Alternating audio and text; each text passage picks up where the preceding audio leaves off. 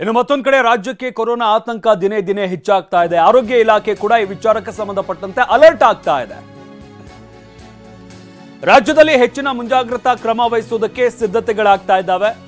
ಮಂಗಳವಾರ ಕೋವಿಡ್ ತಾಂತ್ರಿಕ ಸಲಹಾ ಸಮಿತಿ ಸಭೆಯನ್ನು ನಡೆಸಲಾಗುತ್ತೆ.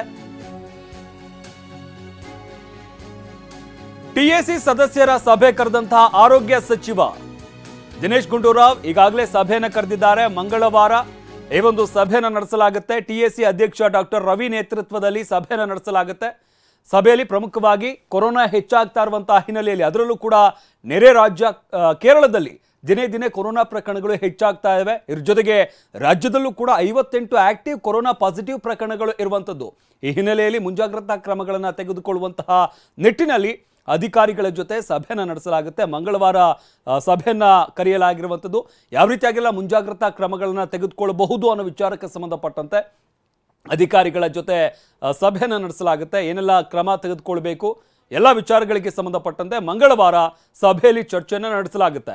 ಇನ್ನು ಸಭೆಯ ನಂತರ ಯಾವ ರೀತಿಯಾದಂತಹ ಕ್ರಮಗಳು ಜಾರಿಗೆ ಬರಬಹುದು, ಆರೋಗ್ಯ ಇಲಾಖೆ ಏನೆಲ್ಲ ಮುನ್ನೆಚ್ಚರಿಕಾ ಕ್ರಮಗಳನ್ನು ಯಾವ ರೀತಿಯಾಗಿ ತೆಗೆದುಕೊಳ್ಳಬಹುದು ಅನ್ನೋದು ಈಗ ಸಾಕಷ್ಟು ಇರುವಂತಹ ಪ್ರಶ್ನೆಗಳು. ಇನ್ನು ಕೇರಳದಲ್ಲಿ ಕೊರೋನಾ ಪಾಸಿಟಿವ್ ಪ್ರಕರಣಗಳು ಹೆಚ್ಚಾಗ್ತಾ ಇರುವಂತಹ ಹಿನ್ನೆಲೆಯಲ್ಲಿ ಗಡಿ ಭಾಗದಲ್ಲೂ ಕೂಡ ಸಾಕಷ್ಟು ಕ್ರಮಗಳನ್ನು ತೆಗೆದುಕೊಳ್ಳಲಾಗ್ತಾ ಇದೆ. ಈಗಾಗಲೇ ಕರ್ನಾಟಕ ಗಡಿಯಲ್ಲಿ ಆತಂಕ ಹೆಚ್ಚಾಗ್ತಾ ಇದೆ.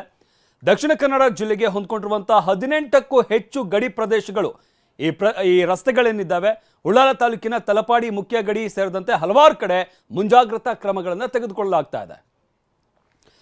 ಇನ್ನು ಗಡಿಯಲ್ಲಿ ಯಾವ ರೀತಿಯಾಗಿಲ್ಲ ಮುನ್ನೆಚ್ಚರಿಕಾ ಕ್ರಮ ತೆಗೆದುಕೊಳ್ಳಲಾಗ್ತಾ ಇದೆ ಅನ್ನೋ ವಿಚಾರಕ್ಕೆ ಸಂಬಂಧಪಟ್ಟಂತೆ ನಮ್ಮ ಪ್ರತಿನಿಧಿ ಪೃಥ್ವಿ ಅಲ್ಲಿಂದ ಪ್ರತ್ಯಕ್ಷ ವರದಿಯನ್ನು ನೀಡಿದ್ದಾರೆ. ನೋಡೋಣ ಬನ್ನಿ.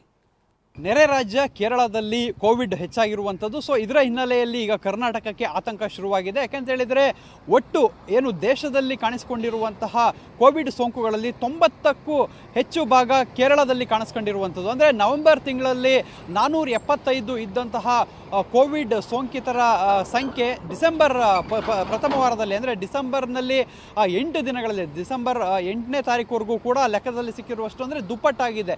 825ಕ್ಕೂ ಹೆಚ್ಚು ಜನರಿಗೆ ಕೋವಿಡ್ ಸೋಂಕು ತಗುಲಿದೆ. ಅಂದರೆ ಒಂದು ತಿಂಗಳಲ್ಲೇ ದುಪ್ಪಟ್ಟಾಗಿರುವಂಥದ್ದು.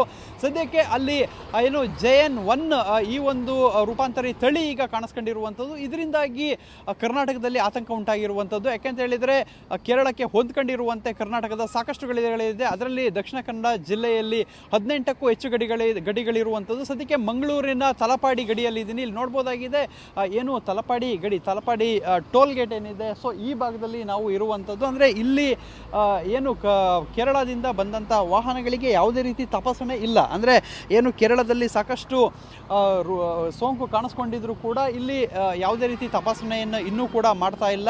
ಸೊ ಎಲ್ಲವೂ ಕೂಡ ಅಂದರೆ ನಾರ್ಮಲ್ ಆಗಿ ಸಂಚಾರ ಇರುವಂಥದ್ದು. ಈ ಭಾಗದಲ್ಲಿ ನೋಡಿದರೆ ಇದು ಕೇರಳ ಭಾಗದಿಂದ ಬರುವಂತಹ ವಾಹನಗಳು ಈ ಭಾಗದಲ್ಲಿ ನೋಡ್ಬೋದಾಗಿದೆ. ಕೇರಳದಿಂದ ಬರುವಂತಹ ಎಲ್ಲ ವಾಹನಗಳು ಕೂಡ ಆರಾಮವಾಗಿ ಬರ್ತಾ ಇರುವಂಥದ್ದು. ಇಲ್ಲಿ ಸಾಕಷ್ಟು ಬಸ್ಗಳ ಮೂಲಕ ಸಾಕಷ್ಟು ಜನರು ಪ್ರತಿನಿತ್ಯ ಇಲ್ಲಿಗೆ ಆಗಮಿಸ್ತಾರೆ. ಇಲ್ಲಿಗೆ ಆಗಮಿಸಿ ಮಂಗಳೂರು ಮತ್ತು ವಿವಿಧ ಭಾಗ ದಕ್ಷಿಣ ಕನ್ನಡ ಜಿಲ್ಲೆಯ ವಿವಿಧ ಭಾಗಗಳಿಗೆ ವಿವಿಧ ಕಾರಣಗಳಿಗೆ ತೆರಳುತ್ತಾರೆ. ಸೊ ಅವರು ವಾಪಸ್ ಮತ್ತೆ ಕೇರಳಕ್ಕೆ ಸಂಜೆ ವಾಪಸ್ ಹೋಗ್ತಾರೆ. ಅಂದರೆ ಪ್ರತಿನಿತ್ಯ ಅಪ್ ಆ್ಯಂಡ್ ಡೌನ್ ಮಾಡುವವರ ಸಂಖ್ಯೆ ಕೂಡ ಸಾಕಷ್ಟು ಇರುವಂಥದ್ದು. ಸೊ ಇದರಿಂದಾಗಿ ಏನು ಈಗ ಸದ್ಯಕ್ಕೆ ಆತಂಕ ಹೆಚ್ಚಾಗಿರುವಂಥದ್ದು. ಅಂದರೆ ಕೇರಳದಲ್ಲಿರುವಂತಹ ಏನು ಈ ಒಂದು ಸೋಂಕಿತರ ಏನಾದರೂ ಕರ್ನಾಟಕಕ್ಕೆ ಬಂದರೆ ಮಂಗಳೂರು ಭಾಗಕ್ಕೆ ಬಂದರೆ ಇಲ್ಲಿ ಹರಡುವಂತಹ ಸಾಧ್ಯತೆಗಳಿದೆ. ಸದ್ಯಕ್ಕೆ ಆರೋಗ್ಯ ಇಲಾಖೆ ಕೆಲವೊಂದು ಎಚ್ಚರಿಕೆ ಕ್ರಮಗಳನ್ನು ಕೈಗೊಂಡಿದೆ. ಯಾಕೆಂತ ಹೇಳಿದರೆ ಏನು ಮಂಗಳೂರಿನಲ್ಲಿರುವಂತಹ ಎಲ್ಲ ಮೆಡಿಕಲ್ ಕಾಲೇಜುಗಳು, ಪ್ರೈವೇಟ್ ಸೆಕ್ಟರ್ ಮತ್ತು ಜಿಲ್ಲಾ ವೆನ್ಲಾಕ್ ಆಸ್ಪತ್ರೆ ಏನಿದೆ, ಸೊ ಎಲ್ಲ ಕಡೆ ಸಾರಿ ಕೇಸ್ಗಳನ್ನು ಮಾನಿಟರ್ ಮಾಡುವಂಥದ್ದು. ಕೋವಿಡ್ ಲಕ್ಷಣಗಳು ಇರುವಂತಹ ಯಾರಾದರೂ ಕೇಸ್ ಬಂದರೆ ಅವರನ್ನು ಮಾನಿಟರ್ ಮಾಡುವಂಥ ಕೆಲಸವನ್ನು ಮಾಡ್ತಾ ಇದ್ದಾರೆ. ಆದರೆ ಏನು ಹಿಂದೆ ಎಲ್ಲ ಇಲ್ಲಿ ಚೆಕ್ ಪೋಸ್ಟನ್ನು ಹಾಕಿ ತಪಾಸಣೆಯನ್ನು ಮಾಡ್ತಾ ಇದ್ರು, ಅಂಥದ್ದು ಯಾವುದೂ ಕೂಡ ಇನ್ನೂ ಆರಂಭಿಸಿಲ್ಲ. ಸದ್ಯಕ್ಕೆ ಕೋವಿಡ್ ಕೇರಳದಲ್ಲಿ ಹೆಚ್ಚಾಗ್ತಾ ಇದೆ, ಪ್ರತಿನಿತ್ಯ ಹೆಚ್ಚಾಗ್ತಾ ಇರೋದ್ರಿಂದ ಕರ್ನಾಟಕಕ್ಕೆ ಈ ಒಂದು ಗಡಿಗಳ ಮೂಲಕ ಅಪಾಯ ಆಗುವಂಥ ಸಾಧ್ಯತೆಗಳಿದೆ. ಕ್ಯಾಮ್ರಾಮನ್ ರಾಜೇಶ್ ಜೊತೆ ಪೃಥ್ವಿರಾಜ್ ಬೊಮ್ಮನಕೆರೆ, TV9 ಮಂಗಳೂರು.